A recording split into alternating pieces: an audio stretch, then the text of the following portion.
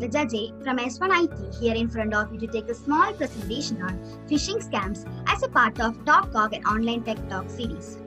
Before moving on to presentation, I take this opportunity to thank all my friends who give me intense support to participate in this program, as well as CSI SBGECB for giving such an opportunity for showcasing our talents.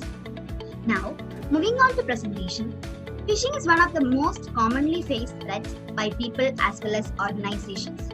Phishing attacks are usually done in the form of emails, text, social media sites, pop-ups or websites built up to imitate a real individual system or a company. And this may finally lead to money transfer fraud, malicious software links and URLs that leads to site containing malwares. Now, pointing on to the question, what is phishing? Phishing is a type of social engineering attack often used to steal users' data including login credentials as well as credit card numbers. It occurs when an attacker as a trusted entity dupes a victim into opening an email or instant messages or text messages. The recipient is tricked by clicking on these malicious links, asking them to installation of the malware, freezing of their system as a part of ransom attack or the revealing of the sensitive information. Now moving on to the types of phishing. There are different types of phishing, some of them is as follows. First one is smishing, second spear phishing, pharming and search engine phishing. The first type of phishing is called smishing or SMS phishing is carried out by sending customized messages on mobile phones with suspicious links. The content of the text messages or the messages may be tagged as you won a lottery ticket or your bank needs an important information or your account has been hacked or there is a discount offer from a top brand and so on. These messages may attract many people and who follow these links and end up the victim of these scams. The other type of phishing are called vishing, which is carried out using voice calls, asking for personal information.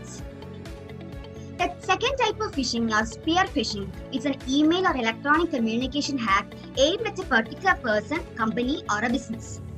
While often meant for fraudulent purpose to steal information, hackers may even try to install malicious software on a targeted consumer device. And this is how spear phishing works. Like hacker identifies the targets and researches the victim. Then hacker sends a targeted or legitimate looking email so that victim opens the email containing that malware. Finally, the hacker uses access to that steal data from the victim's computer or the network. This is how spear phishing works. And the third type of phishing or the pharming is a fraudulent activity in which the infected software is mounted on a computer or a website misleading people to fake web pages without their awareness or permissions. This is usually referred to as phishing without a charm. And this is how pharming is done. That is actually attackers use the malware to change host file and victim types a correct URL but his browser moves into fraudulent website. Victim provides sensitive financial or personal information to identical looking fake website while the sensitive data goes to the attacker. This is how pharming is done. Fourth type of phishing or the search engine phishing occurs when an hacker successfully grabs a top position on Google or any other search engines. The searching process may be valid but the site is actually bogus and it only operates to capture confidential information from the user. Now moving on to the ways of detecting phishing scams. There are many ways of detecting phishing scams. Some of them is as follows. The emails, SMS or voice calls demanding for the private details from banks or tax authorities that is completely particularly doubtful. Then URL sent in the email as well as the URL provided in the link when you click may be different. And the from address seems to be like coming from a valid address.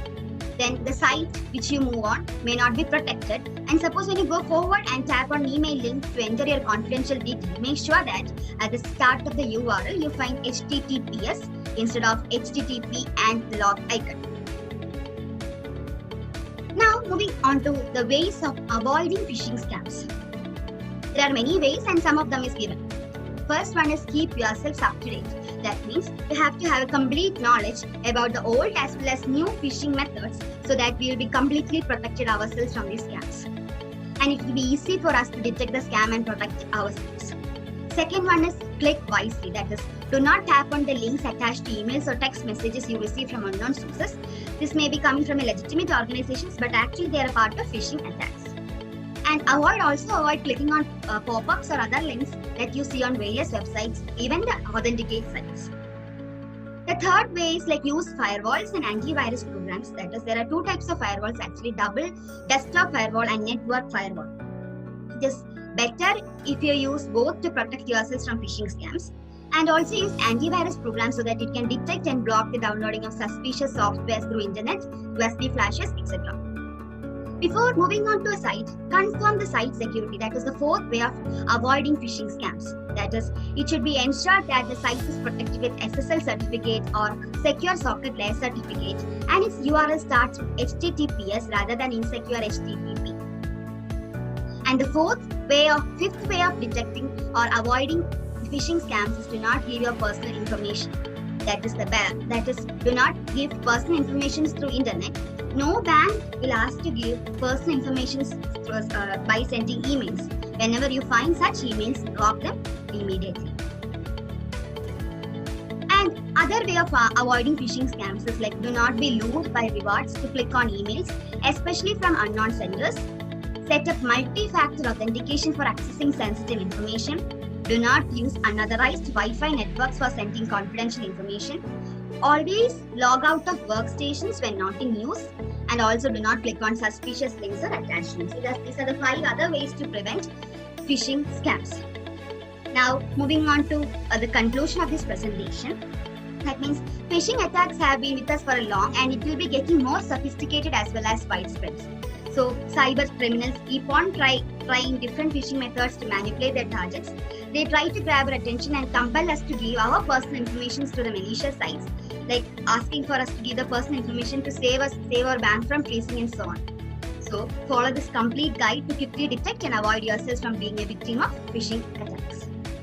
Thank you.